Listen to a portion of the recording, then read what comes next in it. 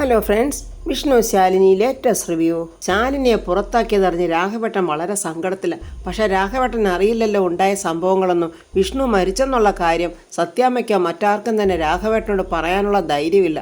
കാരണം പുള്ളിയുടെ മാനസികാവസ്ഥ അങ്ങനെയാണല്ലോ. ശാലിനിയും മക്കളും വിഷ്ണുവില്ലാത്ത വീട്ടിൽ താമസിക്കാൻ വയ്യാന്ന് പറഞ്ഞ് ആരും അറിയാതെ രാഘവേട്ടൻ അവിടെ നിന്ന് ഇറങ്ങിപ്പോയി.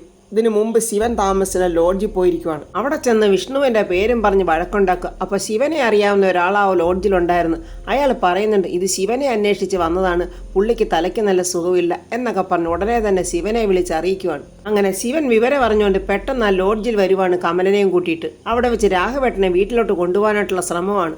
അങ്ങനെ വല്ലച്ചാതിൽ ഒരു വിധത്തിൽ പറഞ്ഞെല്ലാം സമ്മതിച്ച് രാഘവേട്ടനെ ശിവൻ സത്യാമ്മയുടെ അടുത്തോട്ട് കൊണ്ടുവരുവാണ്. രാഘവേട്ടൻ എവിടെ പോയതെന്നറിയാതെ പിള്ളയും സത്യാമ്മയും പൊന്നിയും അവിടെ എല്ലാം അന്വേഷിക്കുക. പൊന്നി പറയുന്നുണ്ട് സത്യാമ്മയുടെ ആഹാരം കഴിക്കാതെ വഴക്കുണ്ടാക്കിയപ്പോഴേ ഞാൻ മനസ്സിൽ കരുതിയതാ രാഘവൻ സാർ എങ്ങോട്ടെങ്കിലും ഇറങ്ങിപ്പോയിക്കളയുമെന്ന്.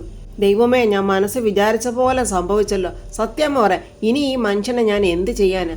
ഇങ്ങനെ രാത്രിയിലുള്ള സ്ഥിരം ഇറങ്ങിപ്പോക്കാണെങ്കിൽ ഞാൻ അങ്ങ് ചെയ്യും ഒരു കാര്യം, റൂമിനകത്തിട്ടങ്ങ് പൂട്ടും. അല്ലാതെ ഇനി ഞാൻ എന്ത് ചെയ്യാനാ? അല്ലെങ്കിൽ ആ പിള്ളേയും കൂടെ ഇവിടെ നിർത്തണം, അയാളും കൂടെ ഉറക്കം വിളച്ച് രാത്രി കാവലിരിക്കാൻ പറയാം. അല്ലാതെ വേറെ ഒരു മാർഗവും ഞാൻ നോക്കിയിട്ട് കാണുന്നില്ല. അല്ല സത്യാമ്മേ, ഇങ്ങനെ നമ്മൾ അറിയാതെ ഇറങ്ങിപ്പോയി എവിടെങ്കിലും അറിയാത്ത സ്ഥലത്ത് പോയി പെട്ടാൽ നമ്മൾ അറിയുമോ? സത്യാമ്മ കർശനമായിട്ടും രാഘവസ്ഥാനോട് കാര്യങ്ങളൊക്കെ പറഞ്ഞ് മനസ്സിലാക്കി ഇനി ഇങ്ങനെ ഇറങ്ങിപ്പോകരുതെന്ന് പറയണം. എൻ്റെ പൊന്നി, ഇതൊക്കെ ആര് കേൾക്കാന്? ഇപ്പോഴാണ് റോഡിൽ കൂടെ പോകുന്ന വാഹനങ്ങൾക്ക് ഒരു മര്യാദയില്ല. എവിടെങ്കിലും ഇടിച്ചു തെറിപ്പിച്ചിട്ട് പോയാൽ അറിയുമോ? ഇതിപ്പോൾ നമ്മൾ എവിടെ പോകാൻ അന്വേഷിക്കാനാ? ആലോചിച്ചിട്ടാണെങ്കിൽ ഒരെത്തും പിടിയും കിട്ടുന്നില്ല. അല്ല സത്യാമ്മ, ശിവനെ വിളിച്ച് പറഞ്ഞിട്ടുണ്ടല്ലോ, എവിടെ പോയിട്ടാലും ശിവൻ കണ്ടുപിടിക്കും.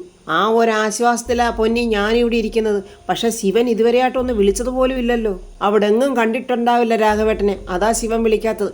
നമുക്ക് കുറച്ചു നേരം കഴിഞ്ഞിട്ട് വേണേ ശിവനെ ഒന്ന് വിളിക്കാം സത്യാമ്മേ. ഇല്ലയാണെങ്കിൽ രാഘവേട്ടനെ നോക്കി ആ വാതൊക്കെ തന്നെ നിൽക്കുക.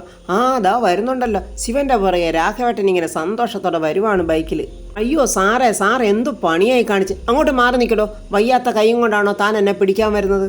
രാഘവേട്ടനാണെങ്കിൽ വണ്ടിയെന്ന് ഇറങ്ങത്തിൽ. അച്ഛാ ഇറങ്ങച്ചാ, നീ എന്തിനാടാ എന്നെ ഇങ്ങോട്ട് കൊണ്ടുവന്നേ? എടാ, ഇവിടെ നിൽക്കാൻ വയ്യാത്തോണ്ടല്ലേ ഞാൻ നിന്നെ തേടി അങ്ങോട്ട് വന്നത്. എനിക്ക് നിന്റെയും ശാലിനിയുടെയും മക്കളോടൊപ്പം നിന്നാൽ മതി. അപ്പോൾ ഫാമി അങ്ങോട്ട് വരുന്നുണ്ട്. വരുന്നടാ. രാഘവേട്ട എന്തൊരു പണിയായി കാണിക്കുന്നേ? രാഘവേട്ട, വണ്ടിയിൽ നിന്ന് ഇങ്ങോട്ട് ഇറങ്ങ്. എടാ മക്കളെ വിഷ്ണു, നീ എന്തിനാടാ എന്നെ വീണ്ടും ഈ ജയിലിലോട്ട് കൊണ്ടുവന്നേ? അച്ഛാ, ഞാൻ പറയുന്ന ഒന്ന് കേക്ക്. അമ്മ ഒന്നും അച്ഛനെ പറയില്ല. അച്ഛൻ ഒരു ബുദ്ധിമുട്ടും ഉണ്ടാക്കത്തില്ല. അച്ഛൻ എന്താ എന്നെ വിശ്വാസമില്ലേ? അച്ഛൻ ഇങ്ങോട്ട് പതിയെ ഇറങ്ങിക്കേ എന്നും പറഞ്ഞ ഒരു വിധത്തിൽ രാഘവേട്ടനെ ഇറക്കുവാണ്. അച്ഛൻ ഒന്നും ആലോചിക്കാൻ നിൽക്കേണ്ട, ഇപ്പം വീട്ടിനകത്തോട്ട് കയറി ബാക്കിയെല്ലാം നമുക്ക് പറഞ്ഞ് ശരിയാക്കാം. നീ പറയുന്നതുകൊണ്ട് മാത്രം ഞാൻ അകത്തോട്ട് കയറാം. പക്ഷേ അതിനു മുമ്പ് നീ എനിക്കൊരു വാക്ക് തരണം. അച്ഛൻ പറ, ഞാൻ എന്താ അച്ഛന് വേണ്ടി ചെയ്യേണ്ടത്? ദാണ്ടെ ഫാമ ഇവിടെ നിന്ന് അടിച്ചിറക്കിയ നിന്റെ ഭാര്യയും കുട്ടികളെ ഉണ്ടല്ലോ, നീ നാളെ പോയി ഇവിടെ വിളിച്ചോണ്ട് വന്നേക്കണം. നീ എന്താടാ ഒന്നും മിണ്ടാത്തത്? നിനക്ക് വയ്യെങ്കിൽ വേണ്ട, അല്ലെങ്കിൽ ഞാൻ പോയി വിളിച്ചോണ്ട് വരും. അച്ഛാ, ഞാൻ സമ്മതിച്ചു. അച്ഛനിപ്പോൾ അകത്തോട്ട് കയറ്. നീ എന്തിനാടാ ഫാമയെ നോക്കുന്നത്? ഇത് എൻ്റെ വീടാ. ഇവിടെ ഞാൻ പറയുന്നേ നടക്കൂ, അല്ലെങ്കിൽ ആ നിമിഷം ഞാൻ ഈ വീട്ടിൽ നിന്ന് അങ്ങ് ഇറങ്ങും. അച്ഛാ, ഇവിടെ ഒന്നും സംഭവിക്കില്ല. സത്യാമ്മ സമ്മതിക്കും. അച്ഛൻ അകത്തോട്ട് കയറി. അങ്ങനെ ഒരു വിധത്തിൽ തൻ്റെ രാഘവേട്ടനെ റൂമിലോട്ട് കൊണ്ടുപോകുന്നുണ്ട്. മക്കളെ വിഷ്ണുവേ, നീ പെട്ടെന്ന് ശാലിനിയുടെ മക്കളെടുത്തോട്ട് ചെല്ല്. ബാക്കി കാര്യങ്ങളൊക്കെ ഞാൻ നിന്നോട് വിളിച്ച് പറഞ്ഞോളാം എന്നൊക്കെ രാഘവേട്ടൻ പറഞ്ഞുകൊണ്ടാണ് അകത്തോട്ട് പോകുന്നത്.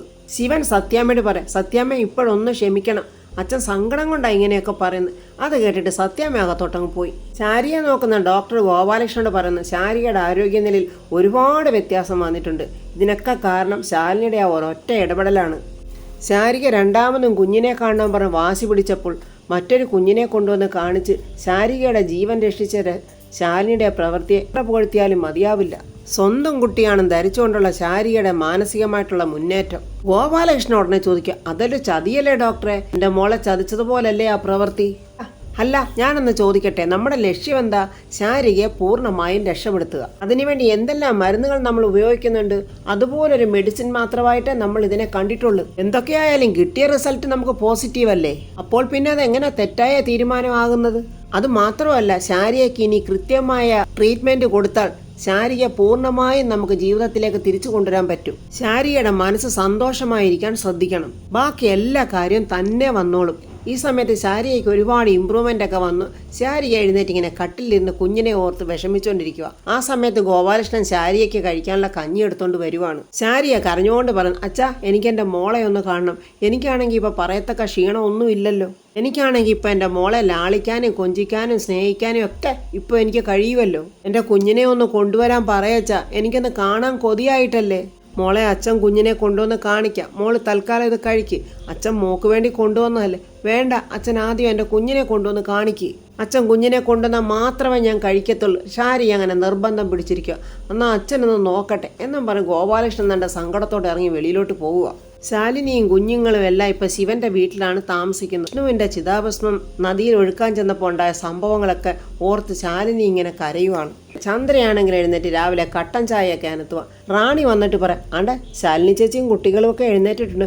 അല്ല, അവർക്ക് കട്ടൻ ചായയാണോ കൊടുക്കാൻ പോന്നെ? അല്ലാതെ ഞാൻ എന്ത് ചെയ്യാനാ റാണി? ശിവേട്ടൻ വന്നില്ലല്ലോ, പാല് മേടിച്ചുകൊണ്ട് വരണമെന്ന് ഞാൻ പറഞ്ഞിട്ടുണ്ട്.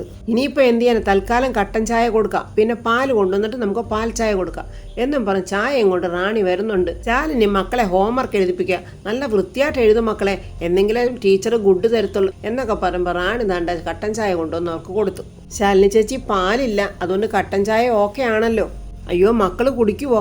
അതിനെന്താ അവർ കുടിച്ചാൽ അവർക്കൊരു കുഴപ്പമില്ല എന്ന് ശാലിനി മക്കളെ നോക്കി പറയുന്നുണ്ട്. അതിനെന്താ, ഞങ്ങൾ തൽക്കാലം അഡ്ജസ്റ്റ് ചെയ്യാൻ പറഞ്ഞ് മക്കളും എടുത്ത് കുടിക്കുന്നുണ്ട്. സത്യ ചോദിക്കുന്നുണ്ട് ശാലിനി, അമ്മേ നമ്മളിനി ഇവിടെ നിൽക്കുന്നേ, നമുക്ക് തൽക്കാലം ഒരു വീട് കിട്ടുന്നത് വരെ നമുക്കിവിടെ താമസിക്കാം. നിങ്ങൾക്ക് ഈ വീട് ഇഷ്ടമായ? ആ കുഴപ്പമില്ലമ്മേ. സത്യം ഇങ്ങനെയൊക്കെ പറയുമ്പോഴും പപ്പി എന്തോ ആലോചിച്ചിങ്ങനെ വിഷമിച്ചിരിക്കുക. ശാലിനി ചോദിക്കുന്നു, പപ്പി മോളത് എന്ത് പറ്റി? എന്തുവാ ആലോചിക്കുന്നേ? അമ്മേ, ഞങ്ങളുടെ അച്ഛനിനി തിരിച്ചു വരില്ലേ അമ്മേ? വിഷ്ണു അച്ഛനെ ഞങ്ങൾക്കിനി കാണാൻ പറ്റില്ലേ എന്നൊക്കെ പപ്പിയുടെ ചോദ്യം കേട്ട് ശാലിനി ഇങ്ങനെ ചങ്ക് പൊട്ടി കരഞ്ഞുകൊണ്ടിരിക്കുക. അമ്മ എന്താ ഒന്നും പറയാത്തെ? പെട്ടെന്ന് ചന്ദ്രയ്ക്ക് സീൻ ശരിയല്ലെന്ന് മനസ്സിലായിട്ട് ചന്ദ്ര പറയാം, എല്ലാവരും പെട്ടെന്നൊന്ന് ചായ കുടിച്ചേ, നമുക്ക് സ്കൂളിൽ പോകേണ്ടതല്ലേ. അങ്ങനെ അവരുടെ ശ്രദ്ധ മാറ്റി ചായയൊക്കെ കുടിപ്പിക്കുന്നുണ്ട്. അപ്പോൾ ശിവൻ ബൈക്കിൽ വരുന്നുണ്ട്. 2 ഷോപ്പർ നിറച്ച് സാധനങ്ങളും ഉണ്ട്. ഇവനെ കണ്ടതും കുഞ്ഞുങ്ങൾക്ക് വലിയ സന്തോഷമായി. ശിവൻ കൊണ്ടുവന്ന സാധനങ്ങളൊക്കെ റാണി വാങ്ങിച്ചുകൊണ്ട് പോകുന്നുണ്ട്. ശിവൻ പെട്ടെന്ന് പോക്കറ്റിൽ നിന്ന് സത്യമോക്കും പപ്പിമോക്കുള്ള ചോക്ലേറ്റ് എടുത്ത് കൊടുക്കുക. രാവിലെ തന്നെ ചോക്ലേറ്റ് ആണല്ലോ എന്നിങ്ങനെ ശാലിനി പറയുമ്പോൾ ശിവൻ പറയാം, കുട്ടികളല്ലേ, സാരമില്ലെന്നേ. ഇന്നൊരു കാര്യം, 2 ഉപ്പ് തൊട്ട് കർപ്പൂരം വരെ മേടിച്ചിട്ടുണ്ട്.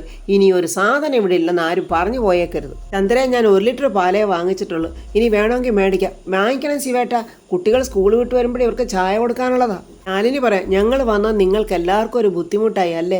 ശിവൻ ചോദിക്കുന്നു, എന്തിനാ ശാലിനി ഇങ്ങനെയൊക്കെ പറയുന്നത്? ഞങ്ങളെ അങ്ങനെയാണോ കരുതിയിരിക്കുന്നത്?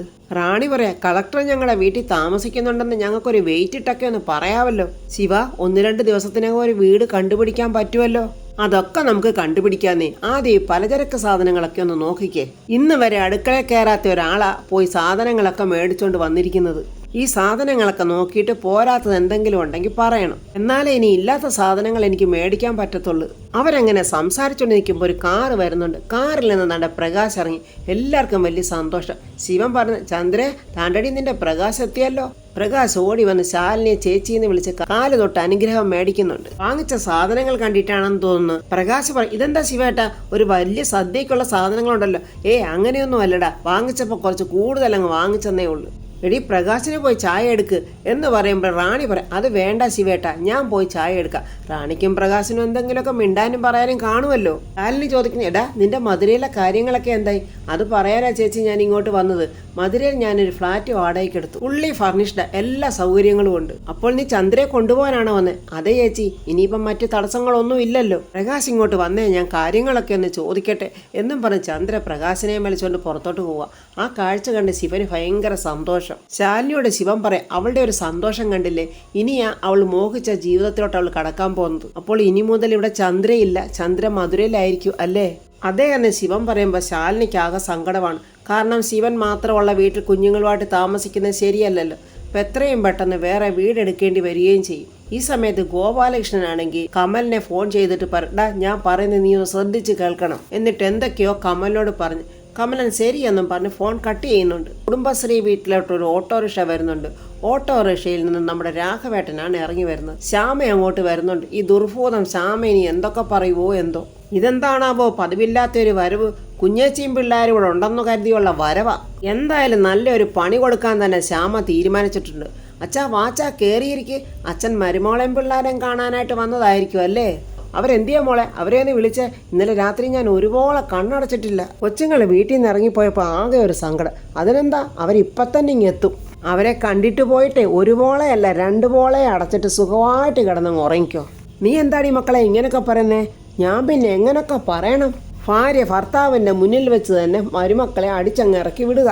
എന്നിട്ടോ ഭർത്താവ് ഭാര്യ അറിയാതെ അവരെ തിരിച്ചു വിളിക്കാൻ നടക്കുക. അതല്ല, ഇത്രയ്ക്ക് വിഷമമുള്ള ആൾ എന്താ അവിടെ വെച്ച് പറയാഞ്ഞത് അവരെ ഇറക്കി വിടാൻ പാടില്ലെന്ന്? അവരെ ഇറക്കി വിട്ടാൽ അവരെവിടെ പോവും? ഇതെല്ലാം കഴിഞ്ഞിട്ട് ഇങ്ങനെ തിരക്കി നടക്കുന്ന കാര്യമാണ് എനിക്ക് മനസ്സിലാകാത്തത്. എടി മക്കളെ, നിനക്കറിയാലോ ഭാമയുടെ വാശി. അവളൊരു കാര്യം തീരുമാനിച്ചിട്ടുണ്ടെങ്കിൽ അത് നടപ്പിലാക്കാതെ അവൾ അടങ്ങത്തില്ല. ഇപ്പം ഞാനെന്നല്ല ആര് പറഞ്ഞാലും അവളൊട്ട് കേൾക്കത്തതുമില്ല. അങ്ങനെയാണെങ്കിൽ അവരെയും വിളിച്ചോണ്ട് എങ്ങോട്ട് പോകാനാ പരിപാടി? അല്ലെങ്കിൽ പുതിയ വീടെടുത്ത് താമസിപ്പിക്കാൻ പോവാണോ? അതുമല്ല, കളക്ടർ കൊച്ചമ്മ ഇനി അങ്ങോട്ട് കയറ്റത്തില്ലെന്നാ ഞാൻ അറിഞ്ഞ പുതിയ അറിവ്. അതൊക്കെ എന്തെങ്കിലും ആകട്ടെ, നീ കൊച്ചുങ്ങളെ ഒന്ന് വിളിച്ച്. അത് ഞാൻ വിളിക്കാം. മരുമകളെയും പേരക്കിടാങ്ങളെയും കാണാൻ കഷ്ടപ്പെട്ട് ഇവിടം വരെ വന്നതല്ലേ. എന്തെങ്കിലുമൊക്കെ വയറ് നിറച്ച് കഴിച്ചിട്ടല്ലേ അവരെ കാണുന്നതല്ലേ അതിൻ്റെതായ ഒരു ശരി. എടി മക്കളെ, നീ അതും ഇതൊക്കെ പറഞ്ഞ സമയം കളയാതെ വിഷ്ണുവിനെയും ശാലിനിയും ഒന്ന് വിളിക്ക്. രോഹിത് ജനലിക്കൂടെ നോക്കുമ്പോൾ ദാണ്ട് രാഘവേട്ടൻ ശ്യാമയോട് സംസാരിക്കുന്നതാണ് കാണുന്നത്. ശ്യാമ നിന്ന് പുറൂർക്കുക. ഇനിയിപ്പോൾ ഭൂമിയിലില്ലാത്തവരെയൊക്കെ ഞാൻ എങ്ങനെയാണ് വിളിച്ചു വരുത്തുന്നത്? ചുമ്മാ അതല്ല, ഇയാൾക്ക് വട്ടാന്ന് എല്ലാവരും പറയുന്നത്. രോഹിത് ഓടി വന്നിട്ട് ചോദിക്കുന്നത്, ശ്യാമേ നീ എന്തിനാ അച്ഛനെ ഇവിടെ പിടിച്ചിരുത്തി സംസാരിച്ചത്? അയ്യോ, വളരെ കഷ്ടപ്പെട്ട് ഇവിടം വരെ വന്നതല്ലേ. അവളുടെ പരിഹാസം മനസ്സിലാക്കിക്കൊണ്ട് രോഹിത് പറയാ, അച്ഛാ അവരാരും ഇപ്പോൾ ഇവിടെ ഇല്ലച്ചാ. അയ്യോ, പിന്നെ അവരെ എവിടെ പോയി മക്കളെ? മക്കളെ നീ അവരെ ഒന്ന് വിളിയടാ, എനിക്ക് ശാലിനിയും കുഞ്ഞുങ്ങളെയും കാണണം. രോഹിത് ശിവനെ ആയിരിക്കും വിളിക്കാൻ ഒരുങ്ങുന്ന ഫോൺ ഇങ്ങനെ എടുത്തപ്പോൾ ശ്യാമ പെട്ടെന്ന് പറയാം, അമ്മയ്ക്കും മക്കൾക്കും രക്ഷകനായിട്ട് ഇപ്പോൾ ഒരുത്തനുണ്ടല്ലോ, അവനെവിടെങ്കിലും കൊണ്ട് താമസിപ്പിച്ചിരിക്കുമായിരിക്കും. ദേഷ്യത്തോടെ രോഹിത് ശ്യാമയെ നിർത്ത്, നിന്റെ വായ കുറച്ചു നേരത്തേക്ക് നടച്ചു പോയി, ഞാൻ ഈ ഫോണൊന്ന് ചെയ്യട്ടെ. അഹങ്കാരിയായ ശ്യാമ ചോദിക്കും, അതിനെന്താ, ഞാൻ നിങ്ങളുടെ കയ്യെ കയറി പിടിച്ചോ? നീ ഇങ്ങനെ വാ പൊട്ട വിളിച്ചോരോന്ന് പോകുന്നത് എന്തിനാണെന്നാണ് ഞാൻ ചോദിക്കുന്നത്. അച്ഛനോടെ വന്നപ്പം പോലെ നീ ഓരോന്ന് പറഞ്ഞുകൊണ്ടിരിക്കുന്നത് ഞാൻ കേൾക്കുക. നിന്റെ വീടാണെന്നും പറഞ്ഞ് ഞാൻ എല്ലാം ക്ഷമിക്കുമെന്ന് വിചാരിക്കരുത്. അല്ലെങ്കിലും എനിക്കറിയാം നിങ്ങൾക്ക് നിങ്ങളുടെ ആൾക്കാരെ കാണുമ്പോൾ ചെറിയ കൊമ്പങ്ങ് മുളയ്ക്കുമെന്ന്. അച്ഛനെ പറഞ്ഞാൽ കുറ്റം, ചേട്ടത്തിയെ പറഞ്ഞാൽ കുറ്റം. ഒന്നാകുമ്പോൾ നിങ്ങളെല്ലാവരും ഒന്ന്, ഞാൻ മാത്രം അങ്ങ് പുറത്തും. ശിവനാണെങ്കിൽ സത്യയും പപ്പിയും സ്കൂളിൽ കൊണ്ടുപോകാനായിട്ട് ഒരുക്കുവാണ്. 2 പേരെ ഒരുക്കിയിട്ട് പറയും, നല്ല സുന്ദരി കുട്ടികൾ. ശാലിനി, നമ്മുടെ കുട്ടികൾ 2 പേരും റെഡിയായിട്ടുണ്ടേ. സത്യം പറയാം, ശിവനെങ്കിലേ ഇപ്പം സമയം വൈകിക്കുന്ന ആരാ? ഞങ്ങളാണോ അമ്മയാണോ? അമ്മ കളക്ടർ അല്ലേ മക്കളെ, അപ്പോൾ അതിൻ്റെതായ കുറച്ച് ഒരുക്കങ്ങളൊക്കെ കാണും. ഉടനെ പപ്പി പറയാം, ഞങ്ങളും ഭാവിയിൽ കളക്ടറും പോലീസുകാരും ഒക്കെ ആകേണ്ടവരാ. അപ്പോൾ പിന്നെ ഞങ്ങൾക്കും കുറച്ച് കൂടുതലൊക്കെ ഒരുങ്ങാം. അത് കൊള്ളാമല്ലോ, ഭാവിയിൽ 2 പേരും ആരൊക്കെ ആകണമെന്ന് ഇപ്പോഴേ ഉറപ്പിച്ച് വെച്ചിരിക്കുവാണല്ലോ. പപ്പി പറയുന്നു ഞാൻ കളക്ടർ, സത്യ പറയുന്നു ഞാൻ പോലീസ്. സാധാരണ പോലീസല്ല, എല്ലാവരും സല്യൂട്ട് ചെയ്യുന്ന പോലീസ്. ഓ മനസ്സിലായി.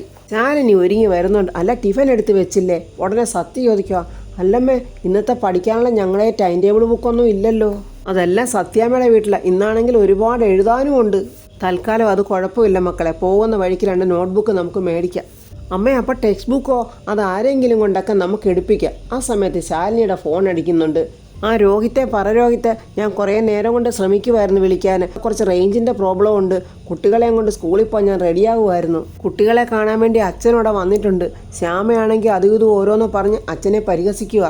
പാവം, അച്ഛനാണെങ്കിൽ അതൊന്നും മനസ്സിലാകുന്നതുമില്ല. ശാലിനി വന്ന് അച്ഛനെ ഒന്ന് കൂട്ടിക്കൊണ്ടുപോവാ. അയ്യോ, ഞാൻ ഇപ്പം തന്നെ വരാം, അച്ഛനെ മറ്റെങ്ങോട്ടും വിടാതെ നോക്കിയാൽ മതി. ഞാൻ ഇവിടെ തന്നെ ഉണ്ട് ശാലിനി വന്നിട്ടേ ഞാൻ ഇറങ്ങും. രാഘവേട്ടൻ രോഹിത്തിനെ വിളിച്ചു നോക്കി, എന്താടാ മക്കളെ, എന്തു പറഞ്ഞ്? അച്ഛാ ഇപ്പം വരാമെന്ന് പറഞ്ഞിട്ടുണ്ട്. ഞാൻ പറഞ്ഞില്ലേടാ മക്കളെ, ഞാൻ വന്നിട്ടുണ്ടെന്ന് അറിഞ്ഞാൽ അവരിപ്പം തന്നെ ഇങ്ങോട്ട് വരും. വാ, കുഞ്ഞുങ്ങളെ ഒന്ന് സ്കൂളിൽ കൊണ്ടാക്കാവോ? അച്ഛൻ എന്നെ അന്വേഷിച്ച് വീട്ടിൽ പോയി ചെന്നിരിക്കുവാണെന്ന്. അതിനെന്താ ശാലിനി, ഞാൻ കുഞ്ഞുങ്ങളെ സ്കൂളിൽ കൊണ്ടുപോയാക്കാം. ശാലിനി ഇപ്പം തന്നെ അങ്ങോട്ട് പോയിക്കോ. അങ്ങനെ പെട്ടെന്ന് ശാലിനി താണ്ട രാഘവേട്ടനെ കാണാനായിട്ട് കുടുംബശ്രീ വീട്ടിലോട്ട് പോവുകയാണ്. അത് നോക്കി സന്തോഷത്തോടെ ശിവൻ ഇങ്ങനെ നിൽക്കുവാണ്. ശാലിനി അങ്ങോട്ട് ചെല്ലുമ്പോൾ അതിന് മുമ്പ് തന്നെയോ അത് കഴിഞ്ഞോ ആ ശ്യാമ എന്തെല്ലാം വെഡിത്തരങ്ങളായിരിക്കും രാഘവേട്ടനോട് പറയാൻ പോകുന്നത്. അവൻ രോഹിത്തിന് അവളെ നിയന്ത്രിക്കാൻ പോലും കഴിയാത്ത അവസ്ഥയാണ്. ഇനി ഇവള് തന്നെ വേണ്ടാത്ത അപവാദങ്ങൾ ശാലിനിയെയും ശിവനെയും ചേർത്ത് പറയുമോ?